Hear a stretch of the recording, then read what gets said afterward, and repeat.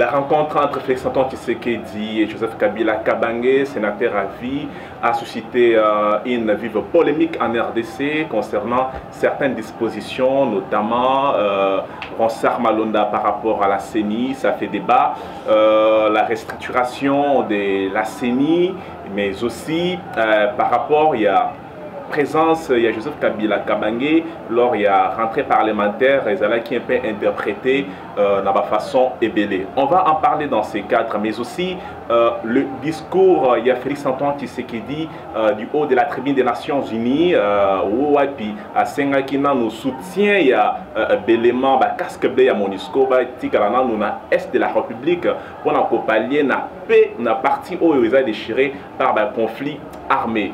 Nous allons en parler dans ces cadres. Toujours le plaisir, Yakoyamba, Yassem Avongara, Zali, journaliste congolais, professionnel au WAPI, Tourandalisé Makamou, Azali, mon côté, on a aussi la présence, il y a Maître Emmanuel Kachunga, Azali, directeur général et CECIPAC, Oyo, à Salibiso, on a un plaisir, il y a Kozala na plateau, Oyo. Alors, la première question, dans tout le monde, Yassem Avongara.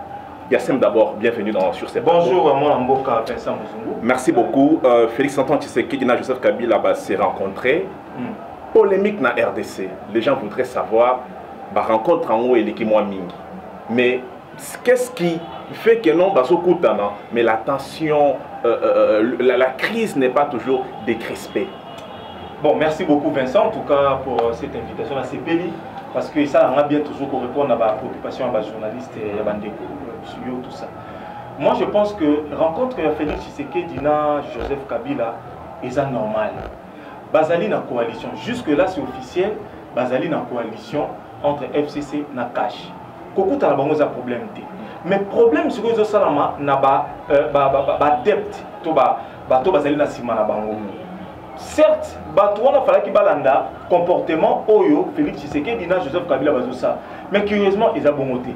Nous, étant analyste, nous avons dit que la coalition est une hypocrisie. Okay. Hypocrisie comment? Comment expliquer?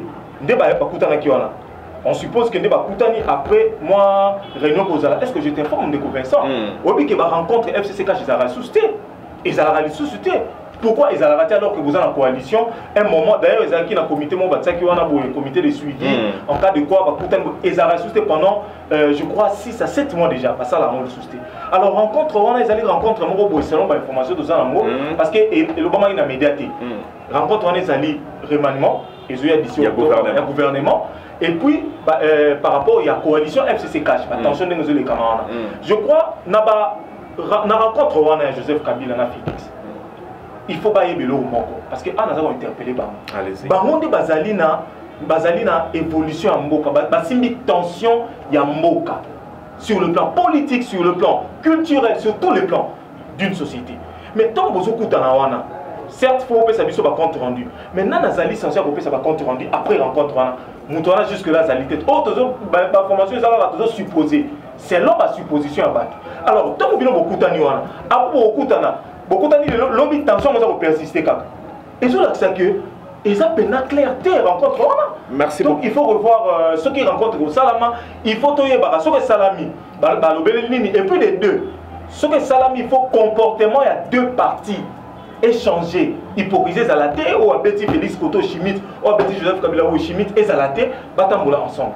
Merci beaucoup Yassima Vongara. Maître Emmanuel Kachunga, je ne sais pas, d'après analyste Moussoussou, le dit que non, Joseph Kabila Kabange a siliqué là qui Félix Antoine Tshisekedi Mabé. Par rapport à Ronsard Malonda, parce qu'il faut le dire que d'après Obiso Toyoki, Joseph Kabila aurait dit à Félix il y a qu'on maintenir toujours Ronsard Malonda à niveau ya CENI. Bon, la question est la suivante. Tant où au monde rencontre Wana, par rapport à la crise où ils allaient entre FCC Cash, yo en tant que juriste, à la casquette et analyste politique, Makanistan ou Zaboni. Merci Mingi Mwalamboka. Vincent Muzungu, Malungu. C'est ça. Pour l'invitation à la plateforme. Je vous en prie. Na base était prédécesseur Nangaï à l'Obi Makambo est allé tension, c'est tout à fait normal que tension est là. Et c'est tout à fait normal que en tant que allié Bakutana, faut qu'on se le dise que baza ba allié. En tant qu'allié, tant on baza kokutana, certes c'est pour que ba débattre na makambo etali mboka. Mais il faut que mboka etambolamaka na volonté à deux personnalités. Mboka etambolaka na mibeko. Notamment na mobeko likonzi. Donc mboka lokola etambolaka na mobeko. Jamais tango bakutani oyo azali na pifo na minito ezali Félix Tshisekedi. Yé jamais akoki concéder na volonté ya muto aza na pouvoir te même si boza ba allié. Pourquoi? Parce que ceux qui a cédé, il y a un créé la tension. Maintenant, tension, ils a dit à quoi? Selon les indiscrétions, tension, ils a dit au fait que dans minute FCC bazana pour ça, va maintenir Malonda et maintenir Malonda veut dire avoir contrôle ya CENI. La CENI. Bazana même mis sur la CENI et la batuya cash cour contrôle la cour constitutionnelle. Donc il y a un grand débat là-dessus. Évidemment, évidemment, parce que c'est la guerre de survie. Pour les FCC, Malonda va garantir la survie de cette nébuleuse. Moi j'appelle les FCC, c'est une nébuleuse. Oui, c'est un conglomérat de gens qui n'aiment pas le Congo. Ah, ça c'est trop fort. Et c'est tout à fait normal que lorsque Bazo pèse sa point de vue na bango, ou est allé intérêt na bango personnel, et énerver le peuple. Ça ne peut qu'énerver le peuple. Parce que, au Yébi, non seulement Baza pour discuter sur même il y a CENI na cour constitutionnelle, parce qu'ils ont des deux points principaux à l'ordre du jour, à l'ordre du jour dans ma campagne. Le pays yango est calé. Apparemment, entre Félix et Joseph Ondré, il y a quitté. Mon cher ami, parce que ceux qui kaka FC Tshisekedi andimi makambo ya FCC baza kosenga et que baza na contrôle ya CENI, mais c'est fini. En 2023, tu as la même majorité. C'est-à-dire que ceux qui vont préparer Kabila T, selon Makamnabango, parce que les stratèges, ceux qui vont préparer Aya, donc va préparer maintenance, n'est-ce pas? Il y a majorité dans le Parlement. Parce que ceux qui vont perdre le contrôle, il y a CENI, ils ont la majorité. Or, avoir la majorité au Parlement, c'est contrôler toujours les pouvoirs. Maître Nengo Zomonela, dans la discussion, est-ce que Félix Antoine Tshisekedi va-t-il céder au niveau de la CENI ou bien quoi qu'il y ait Kakaboy? Bon, je ne suis pas un devin pour qu'on ait intention à Félix Tshisekedi en tant que président, mais au moins, nous en tant que citoyens, nous ne pouvons pas accepter que Félix a abordé cette question de cette façon-là. C'est-à-dire qu'il a cédé na soit pression, soit na intimidation, soit na imposition. Nous ne pouvons pas accepter cela. Pour ceux qui Félix a accepté, le peuple a accepté à voter. Très bien. Très bien. Yassem Avongara, maître Lobeli Banja 2023. Ça me rappelle les prophètes Denis Lessi, l'homme, écran prophétique. Déjà, on parle d'un probable retour. Il y a Kabila à l'horizon 2023. Et puis, Denis Lessi a prophétisé par rapport à l'écran prophétique. Yassem, tant on s'en a lobby. Tant on a dit Andra Latoundou, alors que hier Andra Latoundou vous a la candidaté pour ma président, mais alors que sur Kabila Zongi, ils en ont peu péché, va violer la constitution, la politique, ba lobby, Nzambe pas lobby. Yo Yassem Avongara moi na mboka lobby bonté. En tout cas, déjà Vincent, tu as un problème dans mboka olo. En ce qui concerne la religion, en ce qui concerne les pasteurs. Oh. En ce qui concerne déjà, on a un problème. Les pasteurs, il y a deux camps. Quand il y a FCC, quand il y a Cash. Il y a Cash, ça bon, on a Kakenza.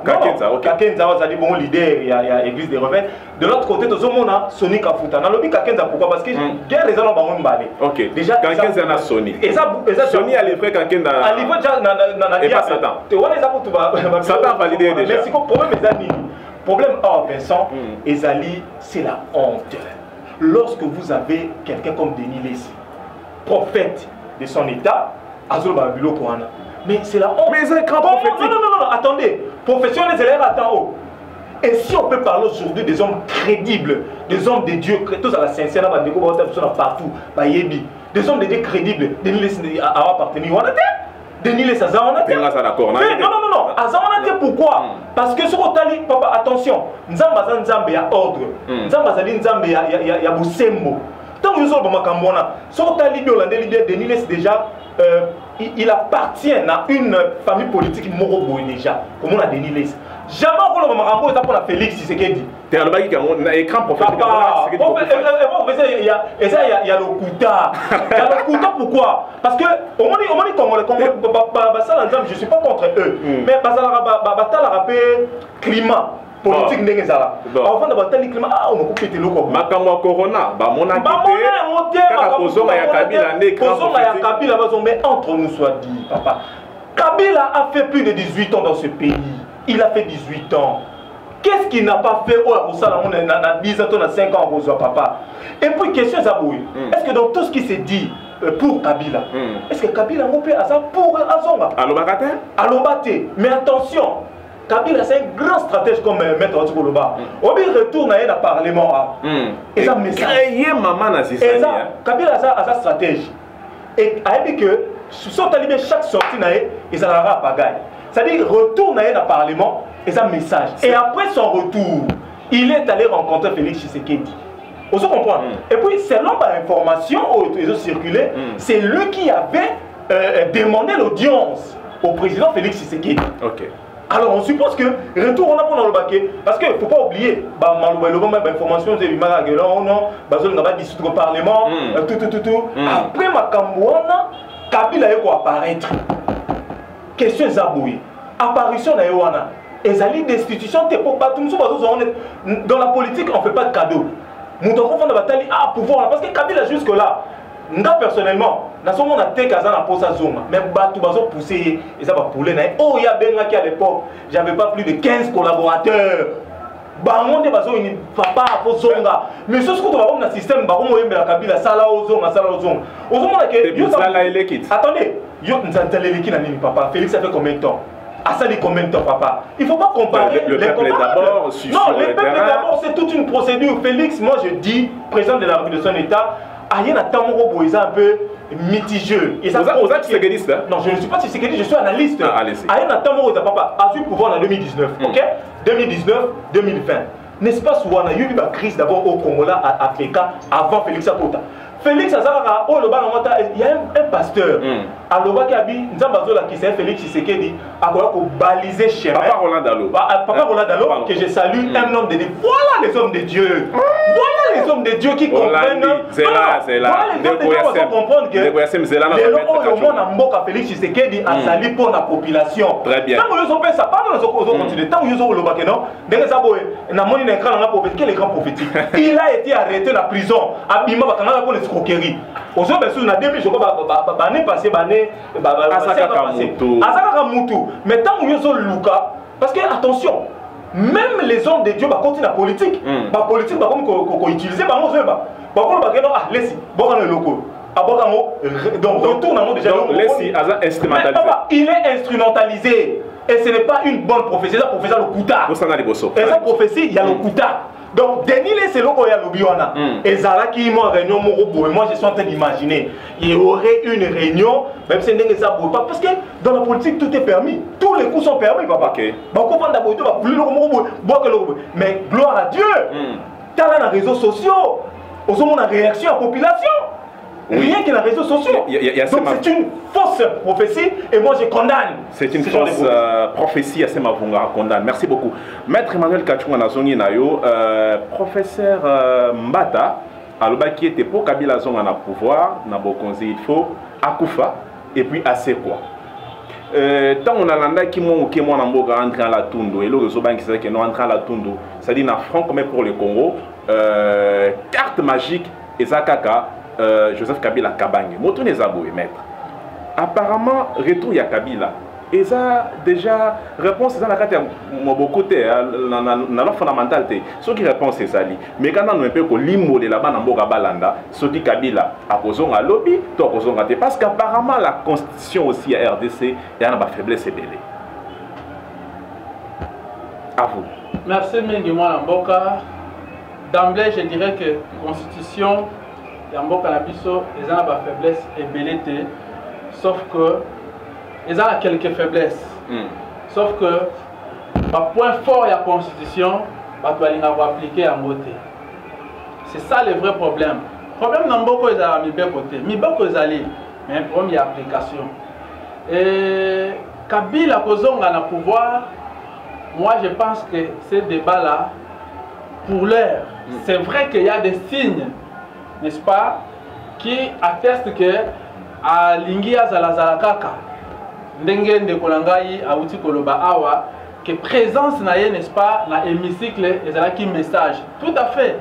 C'était un message qu'il a voulu lancer à l'opinion que Nazali. Mais c'est que moi j'ai préalablement déploré na Kokota naïe dans l'hémicycle, c'est que un sénateur, na président du Sénat, na batunion sur Batelemi, alors que c'est un individu. Vous comprenez ça? Ça prouve à suffisance aussi qu'il y a un manque, il y a manque de personnalité. Mais le président de la République honoraire, et puis première fois à côté de l'hémicycle, il y a peut-être et bon, moi personnellement, je n'ai pas de problème. Mon cher, il y a un problème parce que les sénateurs qui ont vraiment la personnalité. Les collègues de sénateur, ce qui lui différencie, les sénateurs moko éphémère, mais il y a avis. C'est ça la différence. C'est ça la différence. Je ne vois pas même dans la constitution ou dans le règlement intérieur, il y a le Sénat et le bas que non, ceux qui sont sénateurs à vie à côté, il faut voter les mains. Je ne vois pas cela. Donc, ça vraiment, respect. Alors, respect, oui. Mais bien aux institutions, que les cahiers individus, il y a ça sous une institution. Peut-être les gens confondent, les gens pensent que Kabila est encore institution. Non, Kabila n'est plus l'institution. Donc, Alexis, en tant que Mokonzi à Kabila, à Télémi. À côté de Mathias, à Mokonzi. Kabila, Alexis, oui, oui, tout à fait normal. Donc, à côté de Mathias, c'est une gaffe, mon cher ami, c'est une gaffe. Donc, au moins, niveau de la politicien, tout ça, la bango. Alors, Kabila, causons à la 2023, quels que soient les stratagèmes, mon cher ami, je vous dis que Kabila appartient au passé. Ça c'est le peuple qui le dit. Les politiciens, vous savez, Kabila a laissé de mauvais souvenirs dans les chefs des Congolais. Si aujourd'hui, a calmé Namboka, c'est parce que Félix Azan Namutu, il y a Mboka. Moi, Mboka a eu pouvoir. Maître Bino, il y a moi à calmer. Kabila, papa, passation pacifique à pouvoir, cher ami, passation, qui pacifique, moi qui vous parle, j'ai perdu un ami cher, Rossi Mukendi. C'était un ami, il y a Vaillant et Rossi Mukendi. Paix à son âme, je me souviens, c'est nous qui avons contribué à l'idée de la création, même il y a un mouvement à Bango Cocorico, avec le coordinateur Gloire, c'était un ami. Donc, jusqu'aujourd'hui, c'est-à-dire que Potawana est un cicatrisé. Alors, quand les gens disent que la passation était pacifique, non! C'est au prix du sang. Il y a eu des Thérèse Kapanga là. Il y a des très bien. Maître, c'est que Kabila a cause raté par rapport il y a la disposition, il y a loi Moboro Yamboka. À cause raté. Ceux qui alignent ça par force, il va rencontrer les peuples sur son chemin. Très bien. Il y a Sem Alobaki qui est Denis Lesiaza, faux prophète, a sali moi flashback dans un passif qui pèse sur Denis Lessi. Il a été accusé et puis mis dans le tol par rapport à escroquerie. Mais maître, est-ce que grâce à Nzambe, na vie ici la raté, na rosa na dom sa Nzambe, na sali mabe bakanginga, mais son na don, il y a comment netinga na vie na don comment. Donc ils allaient kaboza mbappé singaïd. Donc ceux qui Denis Lessi écran prophétique il a écrit no kabila rozonga, mabe na eza wapi. Bon, mabe na ezali est que azana koloka virginité spirituelle et politique. On l'a perdu déjà. Donc c'est tout à fait normal que à sa déclaration OESA pour permettre Batouba Tsayeka. Vous comprenez?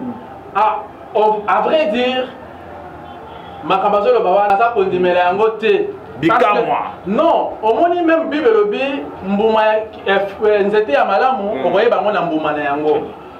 Ndeko Denis Lesi mbuma na ye déjà et la kisa ke azan nzete ya mabe. Naza wana pour la juger même si Bible lobi que nous jugeons nous jugeons des dents, c'est du dedans. C'est-à-dire ba oyo baza ba chrétien. Bible lobi biso to juger bango.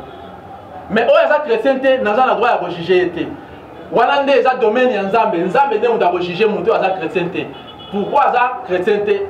Voilà les jours derniers, les derniers jours de Nzambe a juger. Mais Denis Lesi n'a pas droit à juger. Pourquoi? Parce qu'il est dedans. Quand on doit les saper, bon, il met la railleté. Denis Lesi, mon cher, il faut comprendre que Denis Lesi n'est pas Zawana. D'abord, n'a pas dit pourquoi? Parce que ma camarade Kolobawana. Azaka a attirer attention à Batou. Dans quel sens? Azaka a attaqué ma pasteur.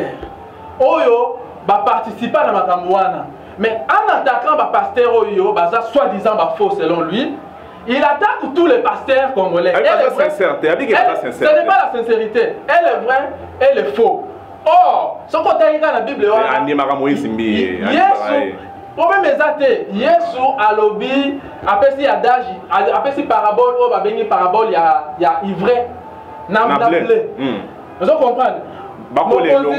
Voilà, mettre aloni blé na moi na ye koso ayo kolona ivraie. Tango ba ye koli ba ye mais oh mais maître yo lona ki blé ivraie ba di ko mata to longola ivraie. Mo kozalobi te bo longola ivraie te ko so ki ba longoli ivraie ko bebisa na blé.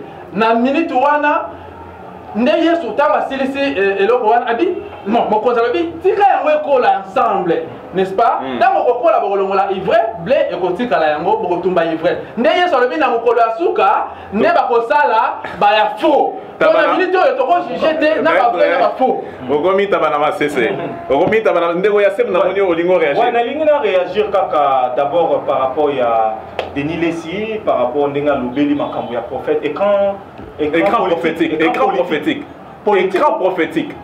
Et comment on appelle écran prophétique? Ah bon, et ça, on a vu sur la démocratie. Est-ce que vous dites que démocratie, ça n'a pas. Ce qu'on t'a dit, c'est le cas en Afrique, en RDC.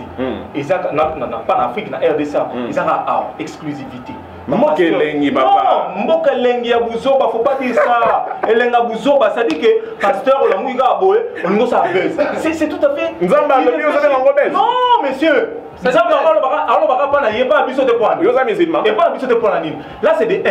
Na lingi na aborder point moko eza capital. Allez-y. Pour la bala mboka ba pola. Très bien.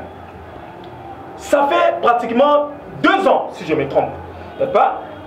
Tout le monde qui la mouka coalition on a la mouka ils allaient qui bon tout ça tout le monde va remise et reprise à coordonnateur de Bayokanaki maintenant ça on mit tout jusque là Adolphe Muzitu na Martin Fayulu na monsieur Martin bango jusque là baza ko traîner ko ça la remise et reprise pour na nini alors que déjà mandat ya Adolphe Muzitu et s'il a été coordonnateur expira qui déjà il y a même 2 mois passés.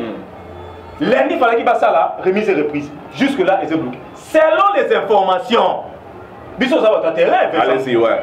Nous avons appris qu'il y a le torchon qui brûle entre M. Martin et M. Adolphe. M. Martin et M. Adolphe. Bazako la leadership Martin et Adolphe.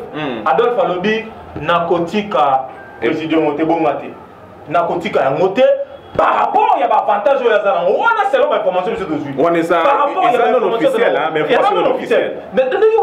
Par rapport à l'information psycholo pour na so bisalo même so ko tuni bato bazaka na bango wana. Au komona so tuni bon ndenge ni est-ce que on va te ba obongisa ça un problème tout ça. Mais bato misusu ba ko réagir par rapport à 4 millions oyo qui serait les 4 millions oyo epesama ki sorti na bato ya FCC yango nde ça epesa ki bango yango sali ke bayokana te wana ba tuna koloba attention le la Mike Mukeba voilà yango siko il faut ko yeba ke makambu oyo Mike Mukeba ya lobaki faut faire attention cet honorable député là azan na ba information alobaki la muka tika na ngobala elingi ya pamba yango to komona la muka tika na kombo yango to komona $50 na yo alela ka butu mo utile lo baso be ngo Fayulu mi ngo pesa Fayulu ba be ngo pesa ngo Fayulu na ka ki diang Diang, Diang. Donc, moi, on est là. Et ça, c'est déjà qu'il y a un problème au sein de la coalition. N'oubliez pas, Bemba n'est plus actif. Moïse n'en parlera pas. Moïse Katumbi. Et bah, position n'a pas pour émaner déjà. Ndegouyassé Mavunga, Rabanda Globaki, non déco. Bemba, ça sous activité, Moïse Katumbi. Et puis au petit solo, il y a 4 millions qui seraient volatilisés. Voilà. C'est au profit de qui? Mais au profit ndenge tozoyoka na confirmé té eza ba information ko na réseau c'est la conditionnel. Donc 4 millions moko epesa maka par rapport ya makambo to komona na moko nani apesaka 4 millions FCC donnerait 4 millions. FCC donnerait 4 millions a failli à la muka a failli le muzitu. Comment ça la monnaie? Bango ça la bango na yebate. Bango tiko la wana ibale la douana. Ezo mona na té. Muzitu alobi ah donc moi nazana yo lingo bimelanga o ba sis tala 12 congolais. Papa 12 6 donc ngai na leader na minute o bokende bosonga bosumata bokita c'est moi le leader. Comment expliquer là lingo bimanga na kabono 50-50 simba. Bloc cadena. Muzitu a fâché ma bé. Bon, Muzitu a dit jamais moi on a photo comme ndenge moi. On a pas information serait vrai. Au second babi a fâché ma bé à l'obir jamais là on a photo comme nous sommes amour. Et puis ndeko Vincent. Toujours ces cas. Mais tant où baso de la Makambouya il y a Joseph Kabila na retour. Baso de Makambouya on s'en malonda. La fondement pour chimke pardon. Baso tout ça. Tout le monde qui va marcher ça la qui opposition, c'est-à-dire MLC, Jean-Pierre Bemba, tous les leaders à la Mouka, n'a même Fayoulou. Ici, les bâtiments qui n'ont pas là, on a réclamé Baboya qui le ressemble. Mais tant que Félix Tshisekedi a sa côté mais la paix est en haut. Mais pourquoi pas Batou à la Mouka, ceux qui gagnent la PK, va soutenir Félix Tshisekedi. Donc, au moment on dirait FC ça se jouer na sous-traité merci de Maître Emmanuel, est-ce que les lots Mboka au Congo, Banda Kondo et Tshisekedi Wamulu Makenda, peut-on parler noir sur blanc dans l'existence il y a opposition, même si la Constitution à 18 février 2006 pour reconnaître opposition en RDC Malouba Namboka Wayo. Bon, opposition au vrai sens du terme, je dirais Eza un peu ya kolala. Opposition eza kolala. Parce que tout le monde vraiment t'es opposant sur le terrain. Il faut gagner dans la clameur publique, sur le plan il y a notoriété. Oui, Fayoulou a déjà une notoriété au Yazoua, mais opposition au Tozan en opposa. Et ça, opposition républicaine. Cela veut dire que là où c'est mauvais, vous dénoncez. Là où c'est bon, vous encouragez pour le bien de tous, pour l'intérêt général. Mais jusque-là, la monnaie, on a noté. Vous comprenez? Jusque-là, la monnaie, on a noté. Dans un état de droit, le rôle de l'opposition, c'est de critiquer l'action du gouvernement et de proposer. Et pas la proposition, ça l'a manqué. Moi, je vois, ils sont dans d'autres débats. Félix a placebo, Félix a patin, tout ça. Mais débat, ils ont un tribalisme. Ah, et Mati, hein, mais Mati Mingi. Ça prend des proportions très inquiétantes. Et il faut combattre cela. D'après vous, qui serait derrière débat machiavélique autour du tribalisme? Parce que même à l'époque de Joseph Kabila, tu sens qu'il y a en plein un tribalisme, le rôle à l'éloté. Oui, aujourd'hui, il faut admettre que le tribalisme est commis et belé. Et il faut et commis et belé, pourquoi? Depuis que le président actuel a au pouvoir. Mais ce n'est pas le président qui entretient le tribalisme, ce sont les gens, c'est-à-dire de mauvaise foi, n'est-ce pas? Soi-disant la Mouka, soi-disant il y a IDPS, et qui alimente, n'est-ce pas, le tribalisme et les réseaux sociaux. Voilà pourquoi moi j'ai proposé que le gouvernement a réfléchir sur comment combattre le tribalisme en instaurant même un système d'espionnage dans les réseaux sociaux pour que récupérer les messages sur les tribaux et puis poursuivre au terme. Parce que sinon, nous risquerons de voir une guerre civile. Il faut déjà prendre des précautions dès maintenant. Très bien, nous sommes pratiquement à la fin de cet entretien à Semabongara. En tout cas, l'émission est finie. témoin le bamoko ka Vincent. Le bamoko. Yo na moni oui na poto baza ko takine o makasi. Te bana poto ba ko takine ngate po anini. Diaspora. Ba vanda kuna ba ole ba miliki ba omela ba miliki na ba ni tout ça ala mboka yesimba te. Moko msusu abenga po intimider ngai. Nga lobi boy Vincent. Nga ba intimider ngate. Ba intimider ngate nga je ne fais que interpeller les compatriotes à l'étranger. Ba ko investir aw. Moko lobi ke moko mais ebele baza mais ba sa nini. Une espèce ngana na moko za awa.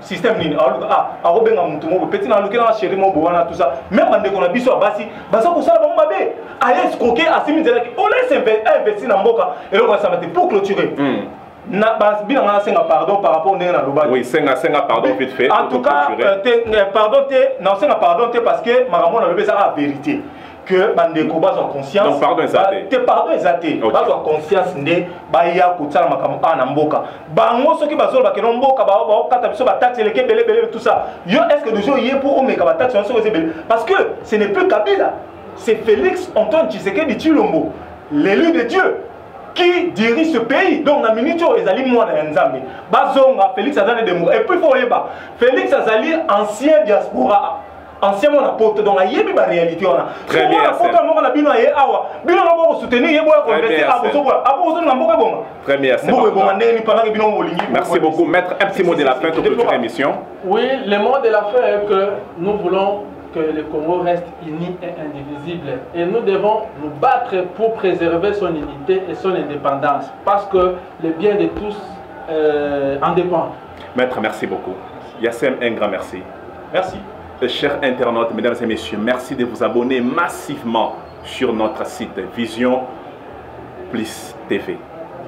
Mesdames et messieurs, excusez-moi la tautologie, cet entretien est terminé.